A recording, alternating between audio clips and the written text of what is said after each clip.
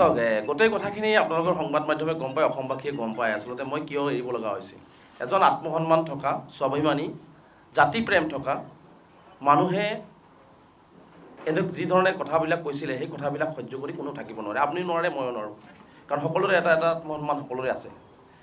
গতিকে মই কংগ্ৰেছ কিয় এৰিব লগা হৈছিলে চাওক, স্পষ্টকৈ আপোনালোকক সংবাদ মাধ্যমত জনাইছোঁ, যিজন মানুহে আজি সংখ্যালঘুৰ ভোট লৈ MP হৈছে, তেওঁ যেতিয়া ক'ব 20 বছৰ সংগ্ৰাম কৰা সংখ্যালঘু জাতিটোৰ একমাত্ৰ ছাত্ৰ সংগঠন, সেই সংগঠন কৰি অহা এজন প্ৰাক্তন সভাপতিক যেতিয়া এজন সাংসদে ক'ব যে মই তেওঁক চিনি নাপাওঁ, গতিকে ইয়াতকৈ আৰু দুৰ্ভাগ্যৰ বিষয় হ'ব পাৰে নেকি, ইয়াতকৈ তুচ্ছ তাচ্ছিল্যৰ বিষয় হ'ব পাৰে নেকি?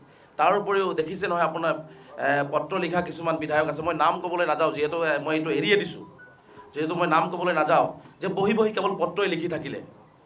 কিন্তু সেই পত্ৰ লিখা বিধায়কবিলাকে এজন সামান্যতম এটা ল'ৰাক তেওঁ 4 পেজৰ পত্ৰ লিখিব লগা হ'ল।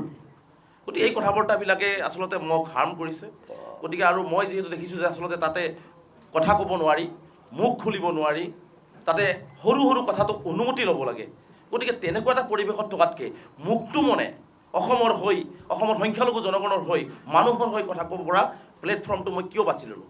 যাতে মই মুক্ত মনে মই মানুহৰ মনৰ বেদনাটো মুকলিভাৱে চৰকাৰৰ সন্মুখত বলিষ্ঠভাৱে দাঙি ধৰিব পাৰোঁ। চাওক, মই আপোনালোকে চাব, বক্তব্যখিনি যদি গোটেই বক্তব্যখিনি 8 মিনিটৰ বক্তব্য যদি শুনে, মই তাতে কৈছোঁ আচলতে আপোনালোকে আমি নিবিচাৰোঁ নেকি যে ধুবুৰী, শিৱসাগৰ সকলো সমন্বয় আৰু উন্নয়নৰ মাজত একেলগে আগবাঢ়ি যাওক? আপুনি গোটেই বক্তব্যখিনি চাব, বক্তব্যখিনিৰ লাষ্টতো এইটো কথা আছে যে উন্নয়ন আৰু সমন্বয়ৰে আমি এখন বৰ অসম কৰিব বিচাৰিছোঁ। মই কোৱা নাই যে ধুবুৰীটোক আনি শিৱসাগৰত বহাই দিব লাগে, শিৱসাগৰটোক লৈ পেলাই বঙাইগাঁৱত বহাই দিব লাগে, এই কথাটো মই কেতিয়াও কোৱা নাই। মই কৈছোঁ সমন্বয়ৰ বৰ অসম এখন এনেকৈ হ'ব লাগে য'ত উন্নয়ন আৰু সমন্বয় থাকিব, য'ত মানৱতা থাকিব, সেইখন অসমহে মই বিচাৰিছোঁ। মই মংগলদৈত সংবাদমেল পাতি এটা কথাই কৈ দিছোঁ যে যি আশাৰে গৌৰৱ গগৈ ডাঙৰীয়াই অসমত চৰকাৰ গঠন কৰাৰ সপোন দেখিছে, সেই পথ ইতিমধ্যে তেওঁৰেই কাষত থকা মানুহখিনি ৰুদ্ধ কৰি ৰাখিছে। গতিকে স্পষ্টকৈ কৈছোঁ, দিন আহক, সময় আহক, এজন ভূপেন বৰা গৈছে। মই যিহেতু সকলো কথাখিনি খুলি কৈছোঁ যে ক'ত কি আছে, মই কিন্তু খাজানাটো দেখাই দিছোঁ ক'ত কি আছে।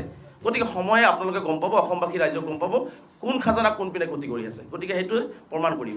আপুনি যিহেতু স্পষ্টকৈ কৈ দিছে যে কথাখিনি স্পষ্টকৈ কৈছোঁ বুলি কৈছে, গৌৰৱ গগৈৰ চাৰিওকাষে কোন আছে, সেই মানুহকেইজনৰ নামটো যদি লৈ দিয়ে। চাওক, ইতিমধ্যে মই সংবাদ মাধ্যমৰ আগত ইতিমধ্যে কথাখিনি কৈছোঁ, মই বাৰে বাৰে ক'বলৈ নাযাওঁ, এটা এটাকৈ যাই থাকিব, আপোনালোকে চাই থাকিব। গতিকে থেংক ইউ।